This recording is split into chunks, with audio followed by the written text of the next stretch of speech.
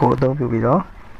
presentation တစ်ခုလုပ်နေပေါ့နော် CapCut ကတော့ဒီ design နဲ့ပတ်သက်လို့ကတော့တော်တော်များများအသုံးတည့်တဲ့ application တစ်ခုဖြစ်တယ်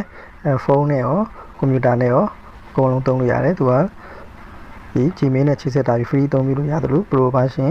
ဝယ်ပြီးတော့အသုံးပြုလို့ရတယ် free နဲ့လည်းတော်တော်များများသုံးလို့ရတယ်လို့ Pro ဆိုရင်တော့တော်တော်များများ feature တွေကိုသုံးလို့ရတယ်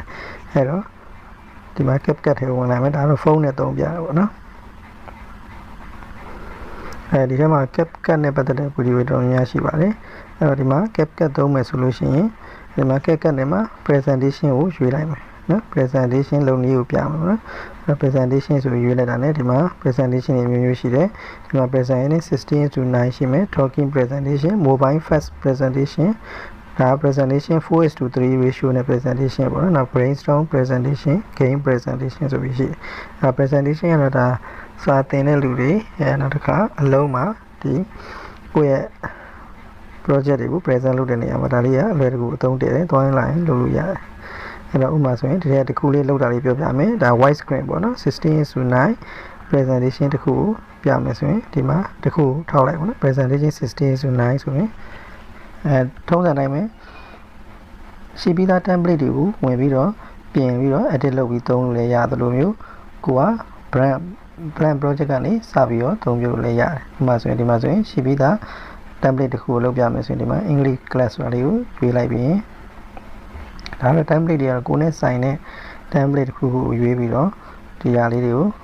ဒီထဲမှာ logo ပို့ရှော့ edit လုပ်ပေါ့နော်ဒီမှာနာမည်လေးတွေ logo ပို့ရှော့ edit လုပ်ပြီးတော့အကုန်လုံးပြင်လိုက်အောင်လည်းအလွယ်တကူအများဆုံး template ကိုထည့်ရမယ်နော်ကိုထပ်ထည့်ခြင်းလည်းဒီမှာ template တွေထပ်ထည့်လို့ရတယ်နော်အဲ့တော့ plan ကနေစပြီးလုပ်မယ်ဆိုရင်လည်းလွယ်တကူပဲအရင်ခါတိုင်း video တွေလုပ်သလိုပါပဲ create plan ဆိုတာလေးကိုနှိပ်လိုက်ပြီးလို့ရှိရင်ဒီမှာအဲ့မှာ template တွေကိုဝင်ပြီးတော့ယူပြီးတော့ထည့်ပြီးသုံးလို့လည်းရတယ်ဒါမှမဟုတ်ရင်လည်းဒီမှာ group project နော် template အကုန်လုံးကိုသုံးရင်လည်းရတယ်တစ်ခုချင်းစီယူသုံးလည်းရတယ်ဒါလေးကိုပဲသုံးမယ်ဟုတ်ပြီအဲ့မှာဒီမှာနာမည်လေးကိုပြောင်းလို့လည်းရတယ်ဒါဆိုရင်အမြန်ဆုံးနဲ့အဆင်ပြေဆုံးလေးဟာလေးထွက်လာပါဘောနော်ဒါ group A ဟုတ်ပြီနောက်တစ်ခုထိုးမယ်ဒီမှာဆိုရင် elements ကနေပြီးတော့သွားမယ်ကိုလိုချင်တဲ့ဟာကိုပြန်နေပြီးတော့ရှာမယ်ကိုလိုချင်တဲ့ဟာနဲ့ဆိုင်တဲ့ပုံလေးတွေရှာလိုက်မယ်ဒါလေးထည့်လိုက်မယ်ပြီးရင်စာရိုက်မယ်စာရိုက်ချင်တယ်ဆိုရင် test ထည့်ချင်တယ်ဆိုရင် test ထည့်လိုက်မယ်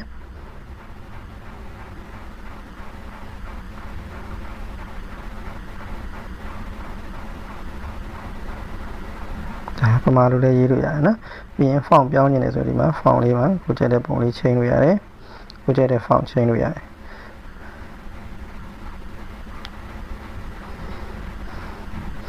ဒီမှာကိုကြိုက်တာကိုဆင်ပြေသလိုထည့်လို့ရတယ်နော်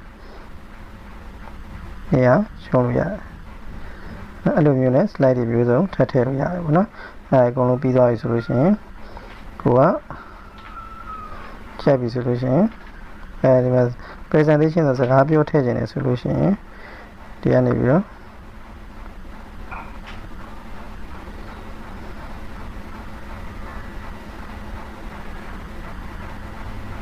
audio element နဲ့ audio ဝင်ပြီးတော့ကိုယ်တန်သွင်းထားတဲ့ဟာကိုယူသုံးလို့ရတယ် background music ကိုထည့်လို့ရတယ်ဒီမှာ upload လုပ်ပြီးတော့ကိုယ်တန်သွင်းထားတဲ့ဟာကို upload file ဆိုပြီးတော့ထည့်လို့ရတယ်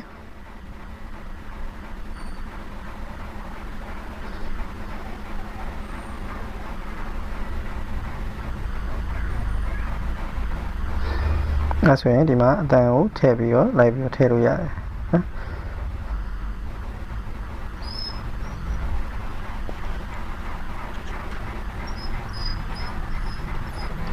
်ဒီမှာကိုကြိုက်တာကိုထည့်ပြီးသွားထည့်လိုက်ပြီးသွားလို့ရှိရင်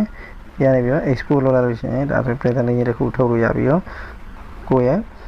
ပြောချင်တဲ့ရှိကိုနှမ်းပို့လို့ရတယ်နော်ကိုလိုချင်တဲ့နေရာမှာတင်လို့ရတယ် download ဆိုရင်ဒါထွက်သွားပြီနော်ဒါဆိုရင်တော့ presentation တစ်ခုကိုအမြန်ဆုံးပြုလုပ်ပြီးတော့ကိုယ့်ရဲ့လုပ်ငန်းတွေကိုယ့်ရဲ့သင်ကြားရေးမှာသုံးချနိုင်မှာဖြစ်ပါတယ်အားလုံး channel ထဲမှာဆိုရင်ဒီ video editing နဲ့ animation video တွေအကုန်လုံးဝင်ကြည့်လို့ရပါတယ် Okay